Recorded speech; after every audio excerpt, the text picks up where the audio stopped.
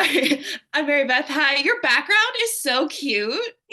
Dude, thank you. I like this is my little gaming office. I was gonna say it looks like very much like a gamer office and like a very and I love it. You've got a good like cute gamer look going on right now. Hey, how are you? Thanks. Welcome to my stream. Thanks for the subs, guys. I'm so sorry. Anyway, how are you doing? I'm I'm Mary doing Beth from good. Jet Central. I'm excited to talk with you. You too. It's lovely to talk to you again. Yeah, yeah. Oh, I always wonder if like I know we spoke about Resident Evil, so I was like, I don't want to be like, it's nice to see you again because you talk to Oh so my many God, no, of people. course. Of course, of course, of course. Well, it is so exciting to talk with you again about this movie that is absolutely wild. Congratulations on this film. Thank you. So, my first question is like super basic, but like, what attracted you to being a part of such a bonkers movie? Yup. So I was shooting a different I was shooting a show, and in a lunch break I received the script and I read the entire script in my lunch break, and I was like, you know what, I need to meet the Oh. creatives if I'm able to, fly through a script like this. And essentially it was a story that I really wanted to tell, not just for myself but for my siblings, for other women out in the world who would want to also see this story told. And it's also a really cool horror movie. It is. And so, I mean, your character is going through a lot in this movie and it's exhausting to watch, I think obviously on purpose because being a woman in and of itself is exhausting to exist. So I feel like the movie obviously to an extreme mirrors that anxiety like that kind of feeling of being a woman. What was that like for you to be occupying that space for filming so much like for so much of this movie? It was really intense, naturally. It was definitely definitely having to pull on, be very genuine with experiences that I'd had and listening to other stories, and especially Shauna, who wrote this from a place of experience. There was definitely a lot of listening and learning and empathy, and a lot of emotions on set. In particular, you know, going to bed at night was pretty was pretty intense, as you can imagine. The dreams were pretty wild, and then waking up and going, yeah. But the thing that we really wanted to focus on with this film was to really, despite the horror and everything that which is very of genre, we really wanted to stay true to the authenticity of the character and everything that she was going through, and not to glorify stuff that was Yeah. going on. Yeah. And then what was it like to work with Pilou? Because he's obviously this like horrible villain bad guy, and you guys have a lot of scenes together where he's obviously being horrendous. But like, what was that like working with him on and off camera? He is a gentleman through and through. He is terrifying in a scene. He was clearly given the green light to just really go for it with his spontaneity, which is something in his craft which he does so well. So especially the jail scene cell, with those moments where it was just sudden, they were genuine and they were real reactions.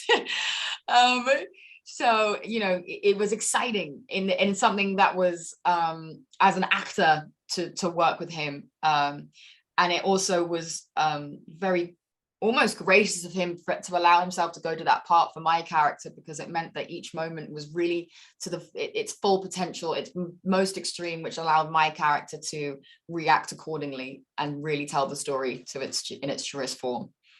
Hell yeah. So are you a big horror fan? Like, do you like watching horror movies, horror media, all that stuff? You know what? A past version of me would have been like, no. I'm like, yes.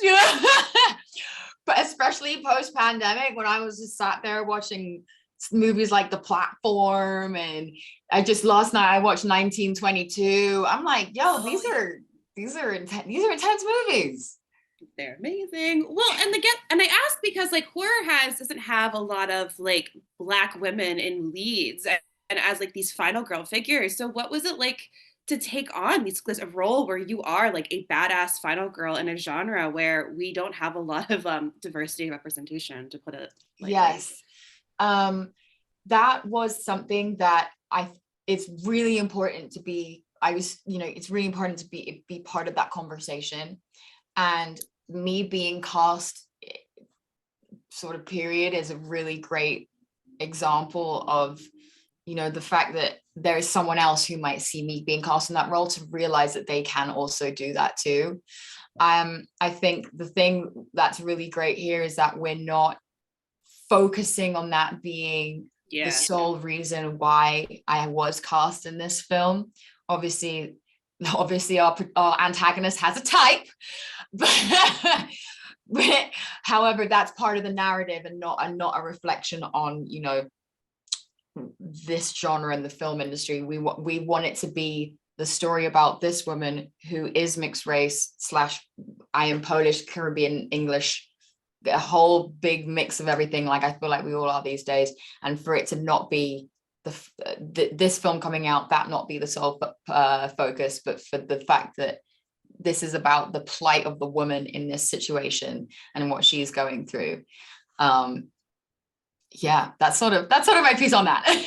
Hell yeah. No, amazing. And like, I mean, again, like, well, finally we're getting to a place where we have that, where we aren't just, yeah, we're casting much more.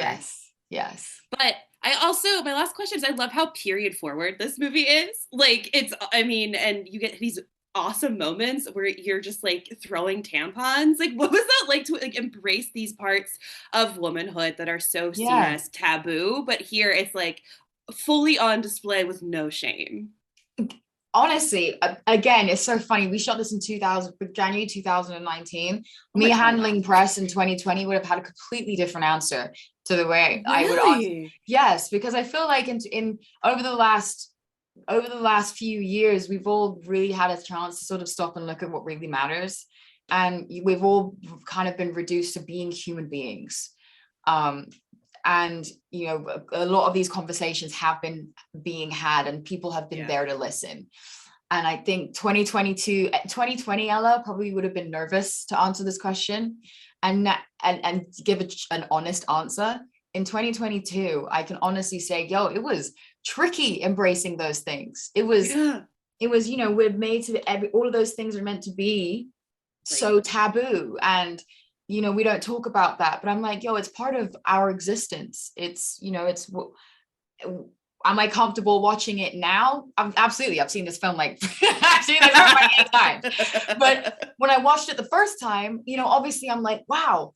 But when I really broke it down and said what am I actually uncomfortable with? I think I was just uncomfortable with the fact that I'm meant to feel uncomfortable about it. When I'm meant in inverted commas, when actually this is completely normal and okay. And she uses it as her superpower, and she realizes that it's exactly that which ends up saving her life, especially in the overpass scene when she's on the bridge. That fast thinking, I mean, when you're in that situation and you have I even in the script, I read it and I was like, whoa, okay, that's really smart. I loved it. I was like, more tampon throwing in horror, please. But Ella, thank you so much for chatting with me today about Run Sweetheart Run. It was lovely to speak with you again. Of course. Thank you so much for your time. Thank you.